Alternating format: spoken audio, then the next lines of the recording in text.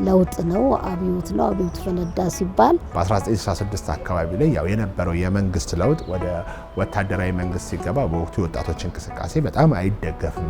የሰጡትም ነገር ተወስዷል። ልጆቻቸው አባታቸው እንዳይተኩ ደርግ በታትኗቸዋል። የሞት ልጅ ቆሎ ላይ ያለው ደብረ ሰላም ቅዱስ ጊዮርጊስ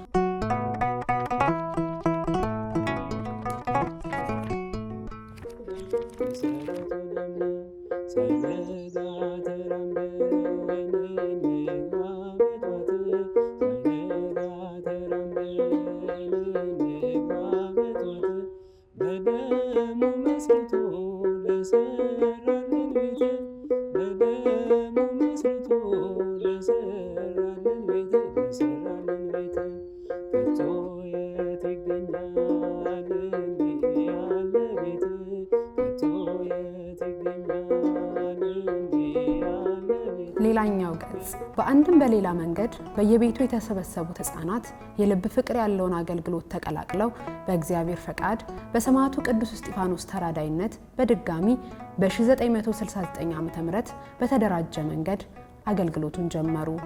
መጨረሻ ላይ አብዮቱ ፈነዳ 66 ላይ ያኔ እኔም እንግዲህ 6ኛ ክፍል ነበርኩ።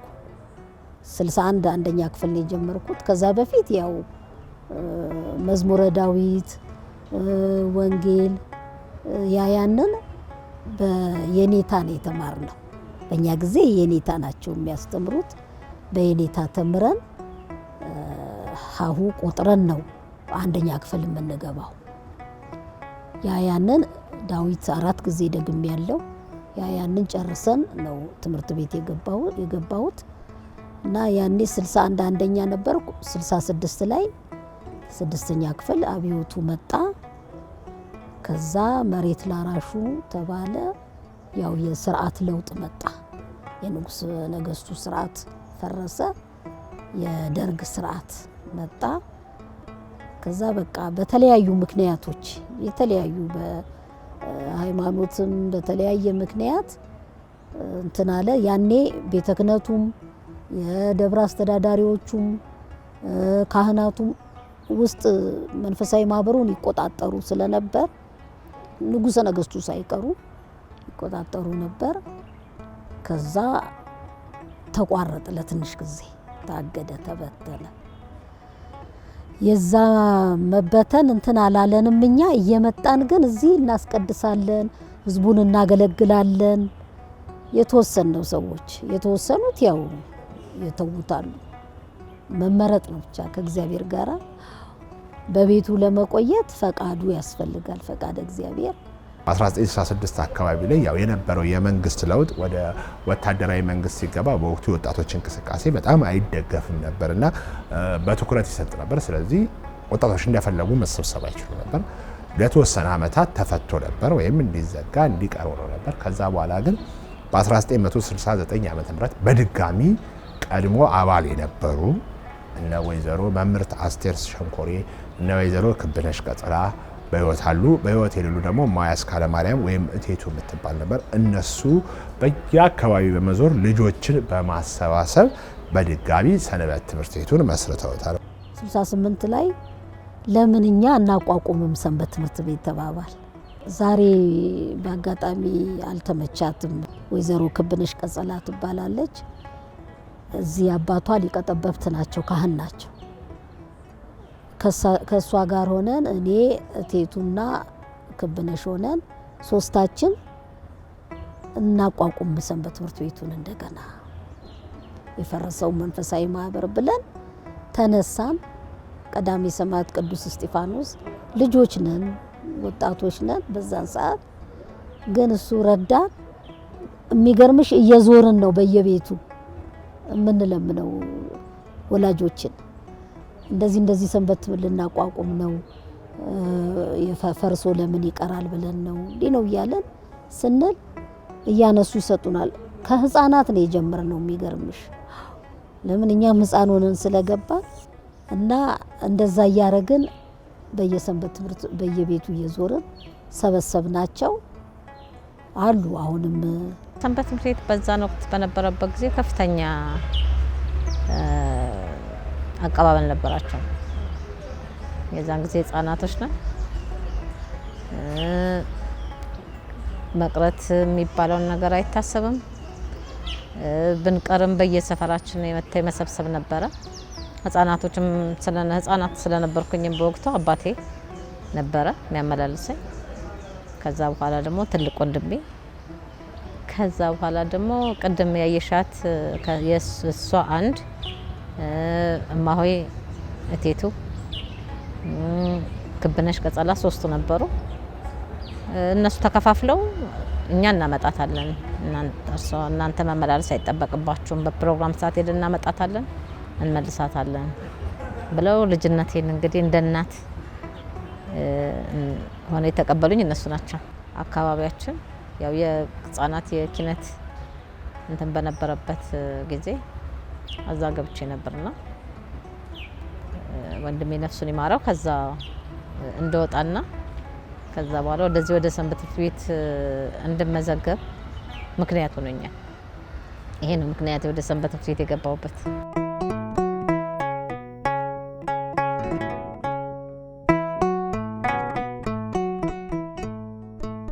በ2006 ዓ.ም ሰንበት ትምህርት ቤቱ 50ኛ ዓመቱን በሚያከብርበት በወቅቱ የደብሩ አለቃ የነበሩት በሊቀ ጉባኤ ኤርሚያስ አነሳሽነት ስምዐ ጽድቅ ሰንበት ትምህርት ቤት እንዲባል በወቅቱ የአዲስ አበባ ሀገረ ስብከት ሊቀ ጳጳስ ብፁዕ አቡነ ቀውስጦስ አጽዳቂነት የደብረ ሰላም ቅዱስ እስጢፋኖስ ቤተክርስቲያን የስምዐ ጽድቅ ሰንበት ትምህርት ቤት ተብሏል።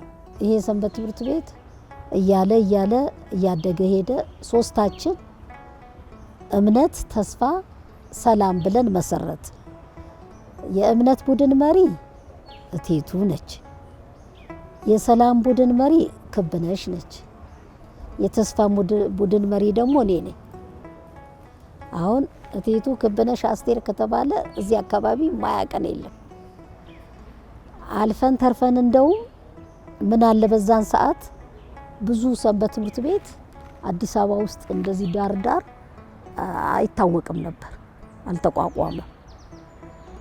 ልጆቹን ይዘን እግዚአብሔር ይስጣቸው የዚህ አገልጋዮች መዝሙር ያስተምሩናል፣ ቃል እግዚአብሔር ያስተምሩናል። መዝሙር እናጠናና ለአገልግሎት እንሄዳለን። ለምሳሌ ሳሎ ጊዮርጊስ እስከ አዲስ ዓለም ማርያም፣ መናገሻ ማርያም፣ ማነው ጋራ መድኃኔዓለም የተለያየ ቦታ እየሄድን አገልግሎት እንሰጣለን። አገልግሎት እንሰጥና እዛ አካባቢ ያሉትን አባቶች ዲያቆናት አናግረን ሰንበት ትምህርት ቤት እንዲመሰረት እናደርጋለን።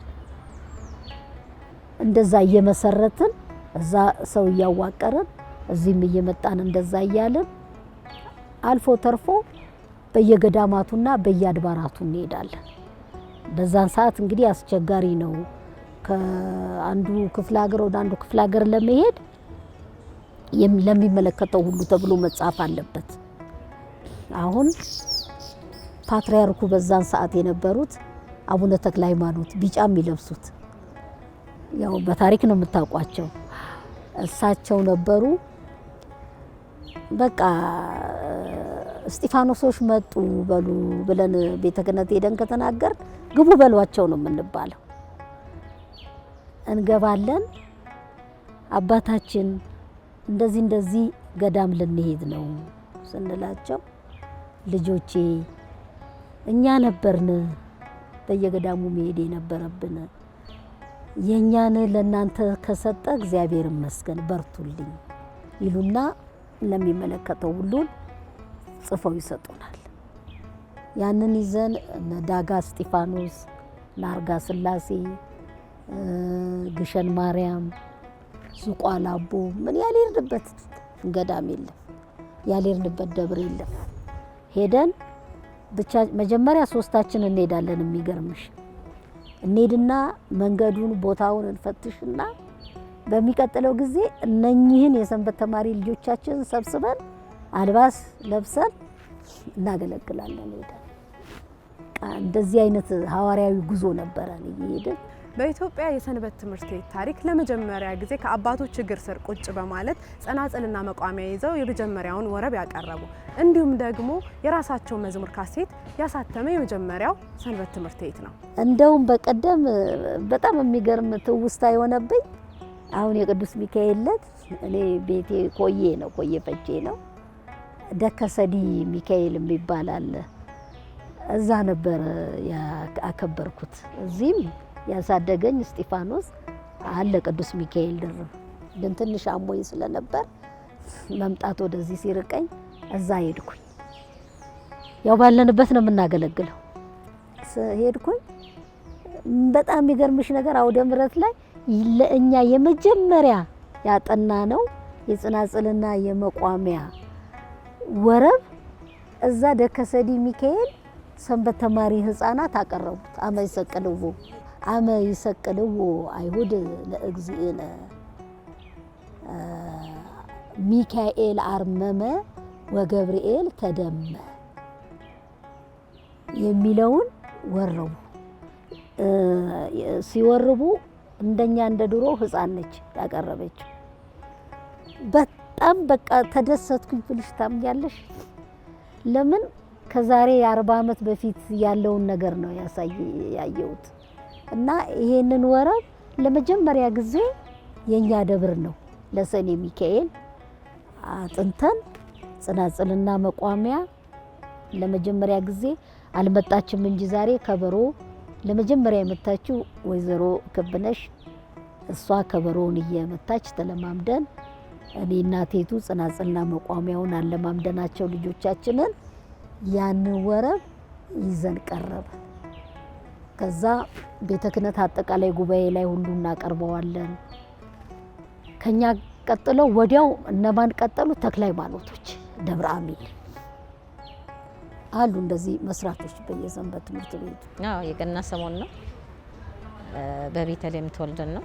በጣም ሁልጊዜም ልጅነት የምታስታውሰኝ መዝሙር ናት። በቤተልሔም ተወልደ አማኑኤል በቤተልሔም ተወልደ አማኑኤል እምዘራ ዳዊት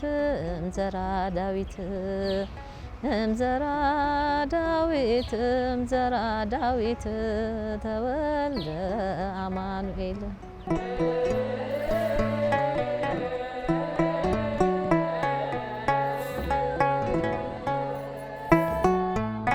ዝማሬውን ብዙዎቻችን በሰንበት ትምህርት ቤት ደረጃ የምናስታውሰው ከክርስቶስ ፍቅር የሚለየኝ ማን ነው የሚል ዝማሬ ነበር።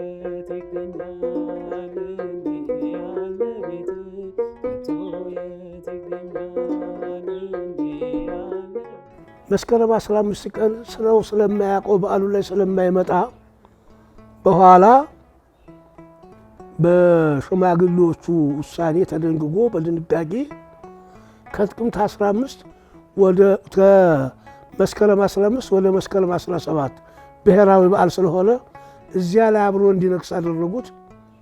ይሄ የተደረገው መቼ ነው?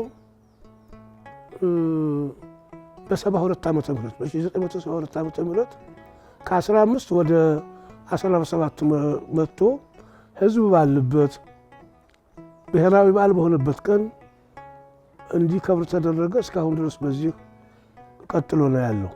ደመራ በፊት ካህናቱና ንጉሠ ነገሥቱ ነበሩ። ወጥተው ችቦ ለኩሰው ስርዓት ጸሎት ተደርጎ ከንቲባው ተገኝተው የሚካሄደው።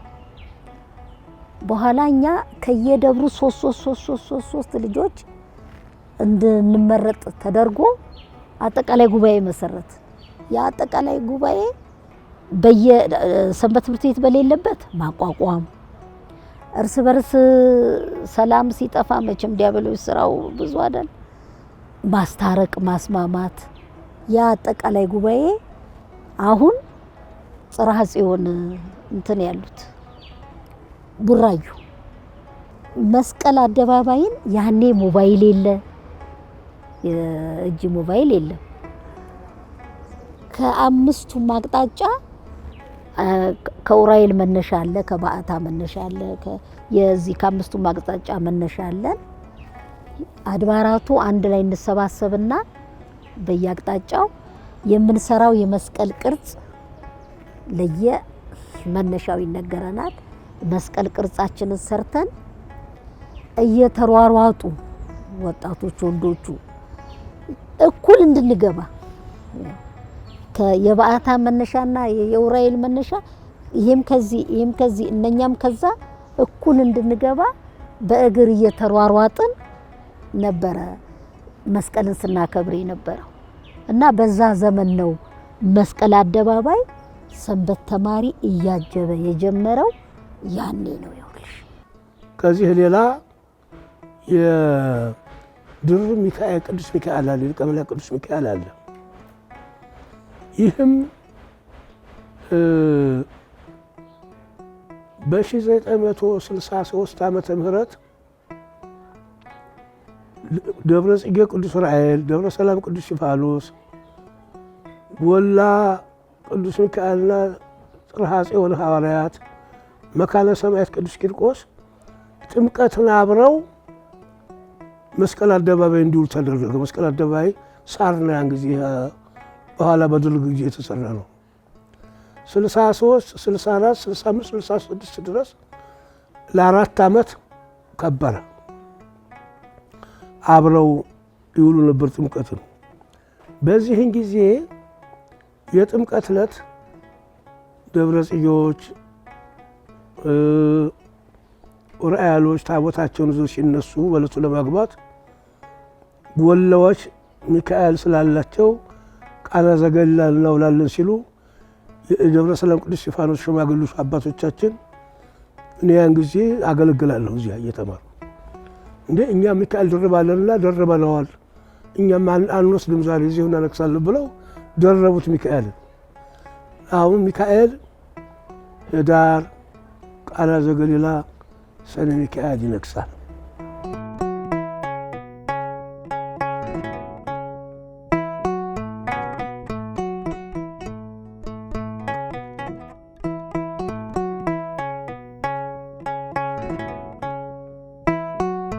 በዚህ የተደራጁ አገልግሎት ፍሬ ባፈራ ጉባኤ ፈተናዎችና ተግዳሮቶች በየዘመናቱ አላጡትም። የታድሶ ሰይፍ የሐሰተኛ አጥማቂዎች ያልተገባ አገልግሎት ሰንበት ትምህርት ቤቱንም ደብሩንም በእጅጉ ፈትነዋል። ባህታዊ እንደሞተበት ታውቂያለሻል። የዛሬ ስንት ዓመት? ከዛሬ 20 ዓመት በፊት ይመስለኛል። ጥር 1 ቀን 1989 ዓመተ ምህረት ለኪዳን ገብተን እዛው ለቅዳሴ ነው የምንገባው። ስለዚህ አሁን በዛን ወቅት ምን ተፈጠረ? ማታ የአዳር ፕሮግራም ላይ የዛን ጊዜ ደግሞ ሰብሳቢ ነበርኩኝ እኔ። አመራሮቹ ደግሞ ሁላችንም ነው የምናድረው። ከዛን የዛን ሰዓት ለጽህፈት ቤቱ ለዋናው ጽህፈት ቤት ለቤተ ክርስቲያኑ ተደወለና አባታችንን እንዲመጡ አንፈልግም፣ ከመጡ ደግሞ እንደዚህ አይነት እንትን እናደርሳለን የሚል ነገር መጣ። ያ ሲመጣ ይሄን ነገር የሰበካ ጉባኤው ዋናው እንግዲህ አለቃ አስተዳደር ናቸው አይደል? አባ ተወልደና አባተ እነሱ ቀጥታ እኛን ጠሩ፣ ተነጋገርን። እንዴት ነው እንደዚህ አይነት ነገር ይባላል? ይደወል ተባለ። ወደ እሳቸው ተደወለ። ወደዛው ሲደወል እመጣለሁ የሚል ብቻ ነው ሀሳብ የሰጡት እሳቸው። ይሄንን ስላሉ እቀራለሁ አልቀርም አላሉ፣ እመጣለሁ አሉ። ባሉት መሰረት ለሊት ሰንበት ትምህርት ቤቱ ሁሉ ጊዜ እንደሚያደርገው ሊቃነ ጳጳሳት ሁሉ ጊዜ ከአመቱን በሙሉ ክብረ በዓል ቀርቶ ያውቁ። ኢቭን ጥቅምት እስጢፋኖስ እንግዲህ ዋና ትልቅ የእንትኑ የሲኖዶስ ስብሰባ አላቸው አይደል እንዴ? የዛን ጊዜ እንኳን መተው እስከ 4 ሰዓት በዓሉ ተጠናቆ ወደ ስብሰባቸው ሄዱ ነበር እንጂ አይቀሩም ነበር። ስናገለግል አድረን ጠዋት ወደ 11 ሰዓት ላይ ቅዱስነታቸው መጡ። ቅዳሴ አለቀ። ታቦት ይዘን ወጣን። ዞረን ስንቀመጥ ይሄ በመዘምራኑ በኩል ያለ ሽብሸባ ካለቀ በኋላ ብፁዕ አቡነ መርሃ ክርስቶስ የአራቱ ጉባኤ መምህር ሊቁ እሳቸው እንዲያስተምሩ የቅዱስነታቸው ፈቃድ ተላልፎ የሚያስተምሩ መሆናቸው ሲነገር በየህዝቡ ውስጥ የተሸገሰጉ ሰዎች አያስተምሩም ብለው ጮሁ። ባህታውያንም ጭምር አሉ። አልፎ አልፎ አያስተምርም ልቁቁ እንዴ! አሁን ይህ የቢሮ ስራ የሚሰራበት አይደለም። ቅዱስነታቸው ሐዋርያዊ ተልእኳቸውን እየፈጸሙ ነው ያሉት። አንድ ጎደፍደፍ ያለ ልብስ የለበሰ እኔ እንደው ቅዱስ ፓትርያርኩ አጠገብ ነበር ያለ ሰውዬ ሰንበት ትምህርት ቢያሸብስቦ እንትን ሲል እንደ ሰይፍ ያለ ነገር ይዟል። እንዲህ እያለ መጣ። ግማሹ ጫማ ወደ ታቦቱ ይረውራል። ይሄ ቤተክርስቲያን ተናወጠች። በቃ የዛ ሰይፍ የያዘ ሰው መነኩሴ ነው። እጁን እንትኑ እያወናጨፈ ሲመጣ በፊት ዲያቆን አልነበረም። አሁን ድቁናን ተቀብቷል። አሁንም እያገለገለ ያላለ አለምሰገድ ወደ እሳቸው ቀጥታ እሳቸውን ከቨር አድርጎ ከነ መቀመጫቸው ከክብር መቀመጫቸው ጋር ይዘው ሰንበት ተማሪዎች ልጆች ወደ 4-5 ልጆች መስቀላቸው ተቆርጧል። በሰይፉ ማለት ነው።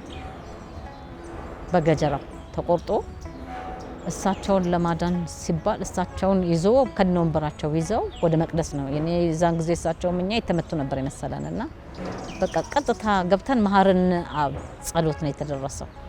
የዛን ጊዜ ተኩስ ተፈጠረ። ቤተ መቅደስ የገባው ገባ፣ ተዘጋ። የሚወጣውን ፖሊስ እየመጣ ማስወጣት ጀመረ። በቃ ሁከት ሆነ። ታቦቱም እንትን ሳያሳረጉ ነው ይሄ ሁሉ የተፈጠረውና ታቦቱም የገባው።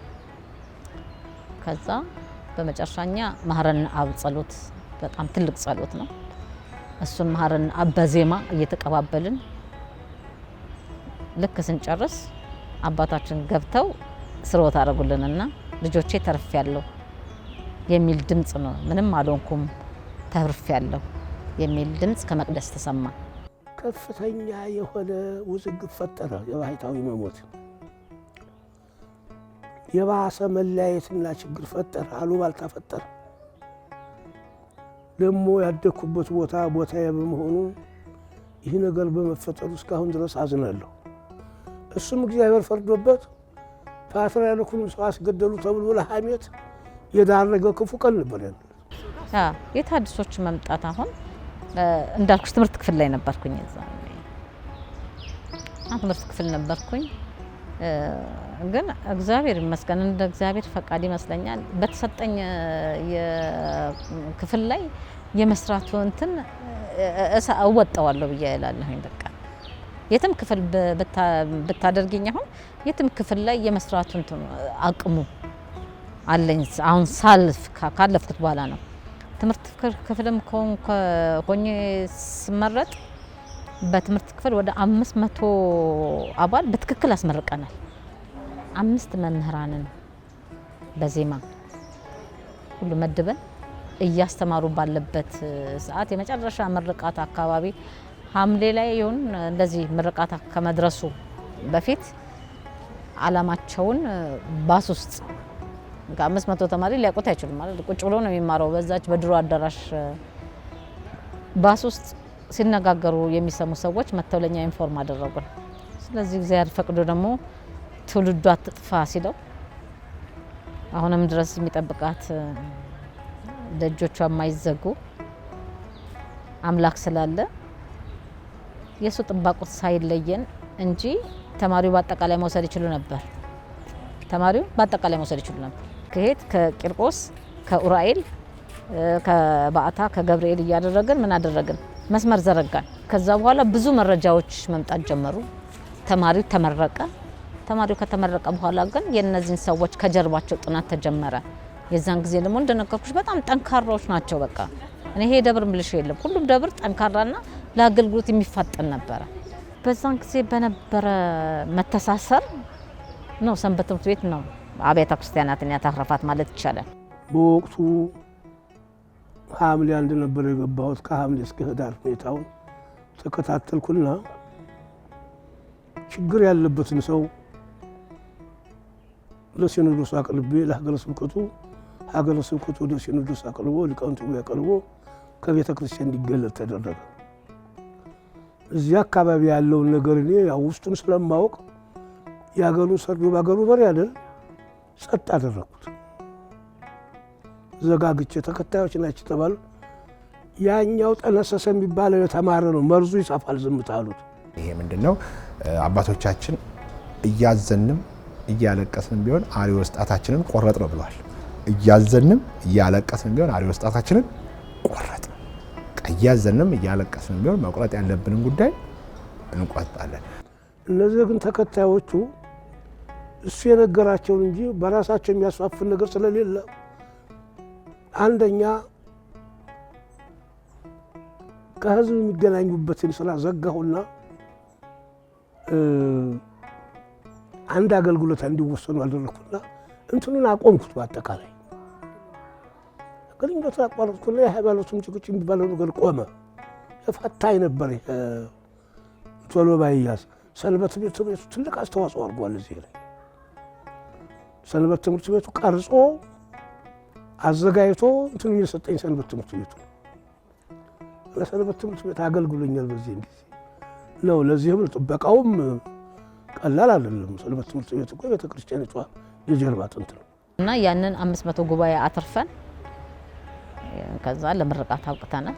በ8 10 ድረስ የሚደርሱ ጳጳሳት መተው እንትን ብለዋል፣ መርቀዋል፣ ሰርተፍኬት ሰጥተዋል።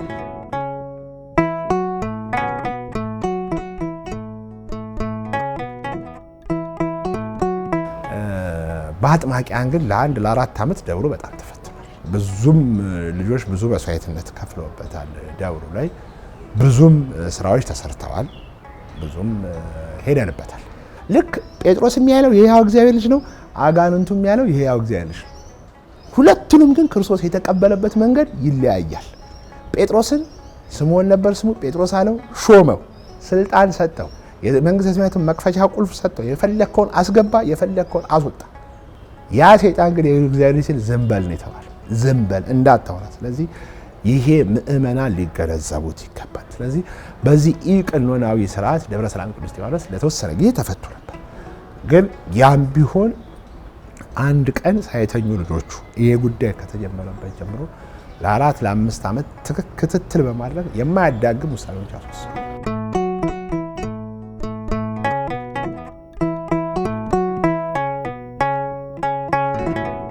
ትዳርም ያዝን፣ እግዚአብሔር ይመስገን ልጆችም አፈራን። በስጋ ወደሙ ተወስነን መጨረሻ ላይ ሰንበት ትምህርት ቤት በሄድኩበት አቋቋሙ። እዚህ ቀለም ትምህርት እናስተምራለን፣ እዚህ ደግሞ ሰንበት እናቋቁማለን።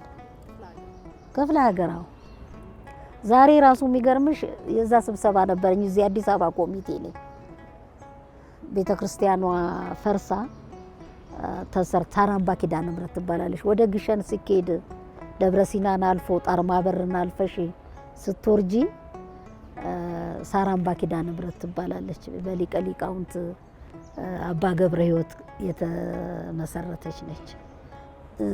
እኛ ከሄድን ነው የተሰራችው ቤተክርስቲያኗ። መቃኞ ነበረች፣ ቆርቆሮ ነበረ። እዛም ሲሄድ ምን ገጠመኝ፣ ሰንበት ትምህርት ቤቱ ፈርሶ ነው የደረስኩት። የደብረ ብርሃን ልጅ ነች፣ ሸዋረገር ትባል ነበር። ፈርሷል።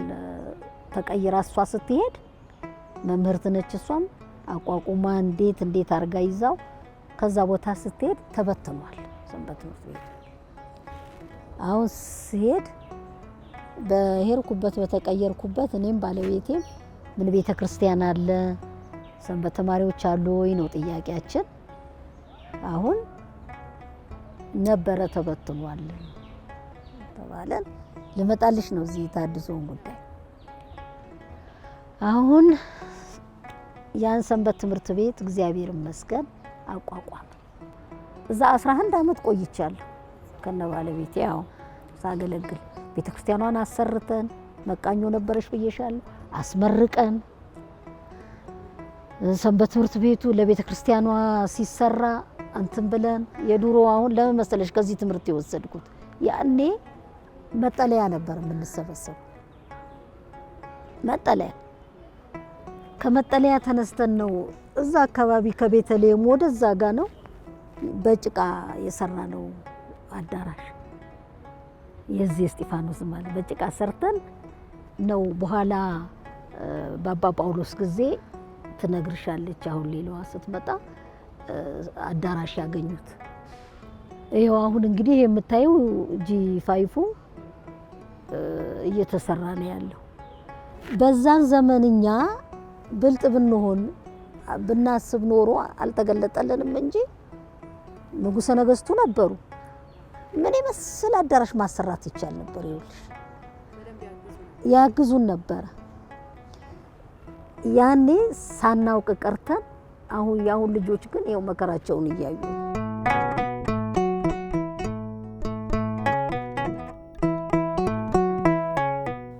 ዘርፈ ብዙ መንፈሳዊ አገልግሎት ሰፊ የሆነ አገልግሎት ይሰጣል። እንደሚታወቀው የወንጌል ቦታ ነው። ጥንቱኑ አዲስ አበባ ላይ የስብከተ ወንጌል ድምፅ ከተሰማባቸው ደወል ከተደወለባቸው የመንፈስ ቅዱስ እሳት ከነካቸው ስፍራዎች የወንጌል አንዱና ቀደምቱ ይሄ ነው። ሰንበት ትምህርት ቤቶች ዛሬ ለሕፃናት፣ ለአዳጊዎች፣ ለወጣት፣ ለአዛውንት፣ ለሁሉ በአዲስ አበባ በኢትዮጵያ ኦርቶዶክስ ቤተክርስቲያን ሰንበት ትምህርት ቤት ቅዱስ ሲኖዶስ ትልቅ ትኩረት ተሰጥቶት ስርዓተ ትምህርት ተቀርጾ ወጥ የሆነ ስርዓተ ትምህርት እየተሰጠ ነው ያለው። ወጥ የሆነ ትምህርት ምዕመናን እንዲማሩ ነው። ምዕመናን እንዲያገለግሉ መማር አለባቸው። ወደ ሰንበት ቤት መቅረብ አለባቸው። መማር አለ በፈለጉ ሰዓት በተለያየ ቦታ የተለያየ በኦንላይን ትምህርት የሚሰጡ ታላቅ አድባራት አሉ፣ ገዳማት አሉ። ከማብቁሳን ጀምሮ ማብቁሳን ይሰጣል። ግቢ ገብርኤል የተለያዩ ቦታ በኦንላይን ታላቅ አሁን ያሉት መንፈሳዊ ኮሌጆቻችን ኦንላይንም በስነ ሰዓትም ለምእመናን የቤተክርስቲያን ልጅ መሆናቸው ብቻ ነው የሚጠበቅ። የቤተክርስቲያን ልጅ ደግሞ መሆን ከአንድ ሁሉም ሰው የቤተክርስቲያን ልጅ ነው። ሰበካ ጉባኤ ያለው ምእመናን የቤተክርስቲያን የተመዘገበ። ስለዚህ መማር አለብን፣ ማወቅ አለብን። በሰንበት ትምህርት ቤት ሰፊ አገልግሎት ይሰጣል። ብዙ ትምህርት ይሰጣል ለትውልዱ በተለያየ በክፍል ጠንካራ ሰንበት ትምህርት ቤት ነው። ከዚህ ለየት ባለ መንገድ ማርያም መግደላዊት የሚባል ጉባኤ በሰንበት ትምህርት ቤቱ ይሰጣል። ማርያም መግደላዊት ማለት የሰንበት ትምህርት ቤቱ ከዚህ ኑሮ ጎሎባቸው ሕሊናቸው በማይስማማ ባላመኑበት የሚኖሩ በየቡና ቤት ስጋቸውን ሸጠው ገላቸውን ሸጠው የሚተዳደሩ ግን እግዚአብሔር የሚፈልጋቸው ቤተክርስቲያን የምትፈልጋቸው ለነሱ ለብቻው ሰንበት ትምህርት ቤቱ አዘጋጅቶ ትምህርት ይሰጣል። ከዚያ ወደ ቁርባን ይመጣሉ፣ ወደ ንስሐ ይመጣሉ፣ ወደ መበርታት ይመጣሉ። ከዛ የዚህ ሰንበት ትምህርት ቤት ምን እናደርጋለን? ለነዛ ልጆች ስራ እናፈላልጋለን። ሰንበት ትምህርት ቤቱ ስራ ያፈላልጋል። ምክንያቱም ማጣም ብለው ነው እዛ ውስጥ እሳት ውስጥ ጋር እንሄዳለን። ወደ ድርጅት ጋር ሄዳሉ ሰንበት ተማሪዎች እነዚህን ለማስቀጠር። ከዛ በመስተንግዶም ያገኙትን ስራ ይሰራሉ። እና በሰንበት ትምህርት ቤት ይህ ትልቅ ስራ ይሰራል። ከምንም በላይ በጣም ደስ ይለኛል። መስሪያ ቤት በዙሪያ ያሉ መስሪያ ቤቶች በሙሉ ከ5 ሰዓት ተኩል 6 ሰዓት አካባቢ እዚህ ሁሉም ይመጣል። የእግዚአብሔር ልጆች መማፀኛቸው የከፋው ሰው መጥቶ ያዘነ ሰው የጎደለበት ዓለም የገፋቸው ተስፋ የቆረጠ ሰው መጥቶ እዚህ ከእስጢፋኖስ ጋር ተገናኝቶ ለእስጢፋኖስ ነግሮ ለአባቱ ለእግዚአብሔር ነግሮ በዛ ሰዓት ነው የሚሄደው። በዛ ሰዓተኛ ወንጌል አጭር በዚህ ሰዓት ሁል ጊዜም ለ30 ለ20 ደቂቃ ወንጌል የማጽናኛ ወንጌል እንሰጣለን።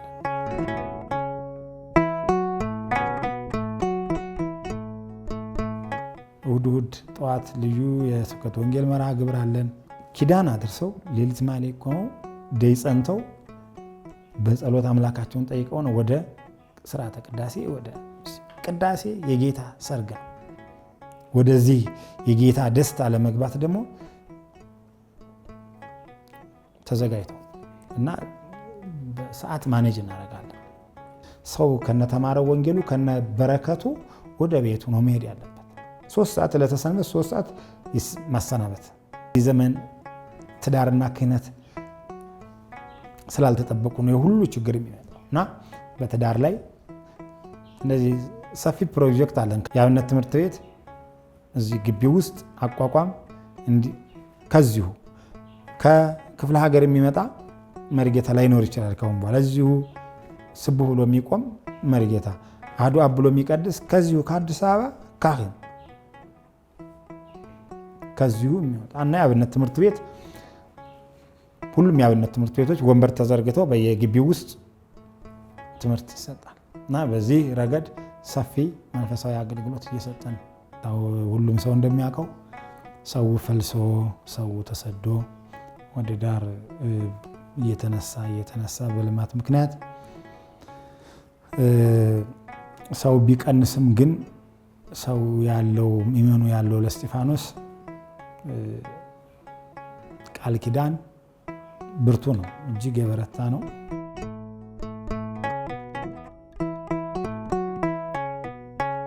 አሁን ህዝቡ ዳር ስለወጣ ከሰበካ ጉባኤም ማንኛውም ከዚያው መጥቶ ነው አሁን እስጢፋኖስ የሚያገለግለው። በአካባቢው ብዙ ህዝብ የለውም። ኦሎምፒያ አካባቢ እንደ ትንሽ እንጂ ሁሉም የተሰጠው ምትክ ቦታ ይዞ ወጥቷል እና በዚህ ምእመናን የሰበካ እጥረት አለ፣ ገቢም የለም ማለት ነው እና የሚፈትነው አንዱ ይሄ ነው። አሁን ደግሞ እንዲሁ ምትኮች ቦታም እየተሰጡ ከመንግስት ሱቆች፣ ፎቆች ተጀማምረዋል። ወደፊት ችግሩ ይፈታል ብዬ አስባለሁ። መንግስትም እያሰበለት ነው። ቀድመን ስላልሰራን በቅድም ስለማንሄድ ወሬ ጭፍኔ ስለሆነ ተግዳሮቱ ብዙ ነው። ብቻ ግን መጠንከር ነው።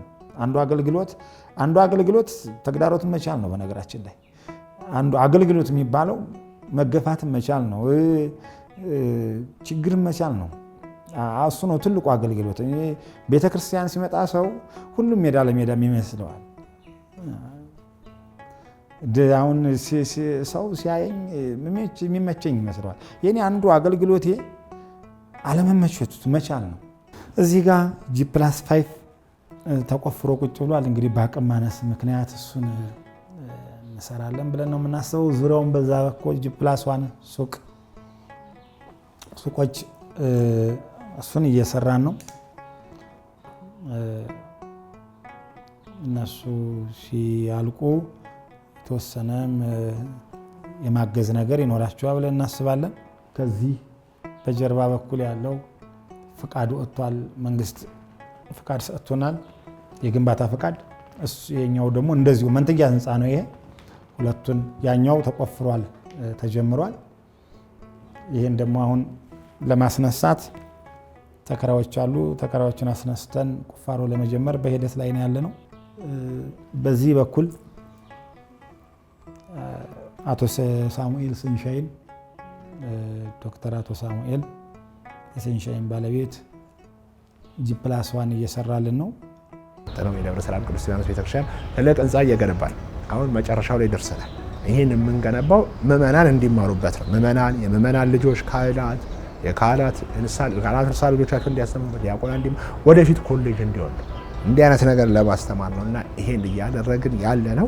ስለዚህ ምእመናን ይህን አገልግሎቱን መደገፍ፣ እነሱም መግባት፣ ወደ ቤተክርስቲያን መምጣት የክርስቶስ አካል እስከሆኑ ድረስ አካል ደግሞ ከራስ ተለይቶ መኖር አይችልም። ሁላችንም እኔም አንቺም ይሄን ሁሉ የሚያዩት የክርስቶስ አካሎች ነን። በ40ና በ80 ቀን የክርስቶስ ልጆች ተብለን አካሉ እስከሆኑ ድረስ ከራሱ ተለይተን የምንኖር ከሆነ አገልግሎትም ዋጋም አይኖርም። ስለዚህ ይሄንን መጠበቅ አለብን፣ መምጣት አለብን፣ መማር አለብን።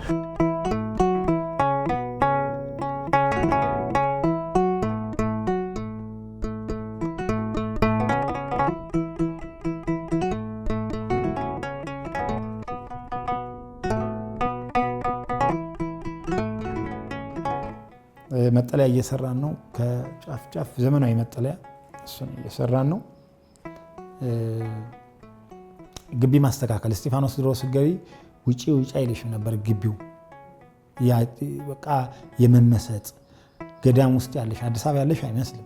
ብዙ ሰው መጥቶ ቁጭ ይላል፣ ሰው ይባረክበታል። እና የመስሪያ ቤትም ዙሪያውን ስለሆነ እዚህ መጥተው ገዳማቸው ከእስጢፋኖስ ነው የሚባለው። የት ከክፍለ ሀገር እንኳን ሰው ሲመጣ እኮ የት እንገናኝ ሲባል ረዳቱን አውታንቲውን እስጢፋኖስ አውርደ ይበለው፣ እስጢፋኖስ ጋር ወረደና እስጢፋኖስ ቤተክርስቲያን ጠብቀኝ ነው የሚባለው።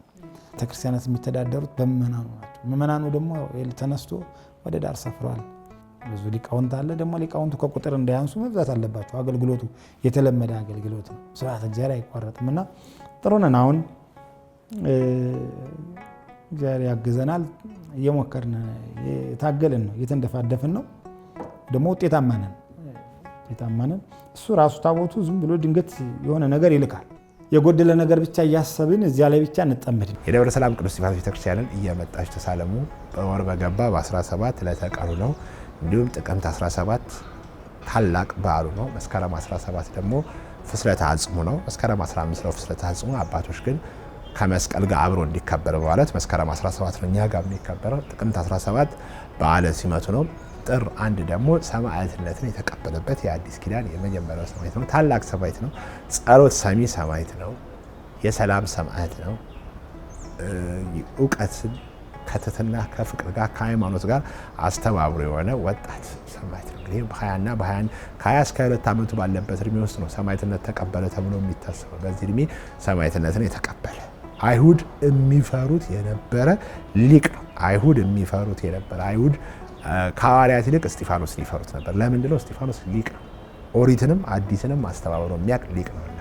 ስለዚህ የዚህ ትልቅ በዓል ቀን እየመጣችሁ የበዓሉ ተሳታፊ እንድትሆኑ ምዕመናን ጥሪያችን አልፋለሁ። በዛው ስትገቡ የሰንበት ቤታችንን እየጎበኛችሁን እንድትሄዱ እላለሁ።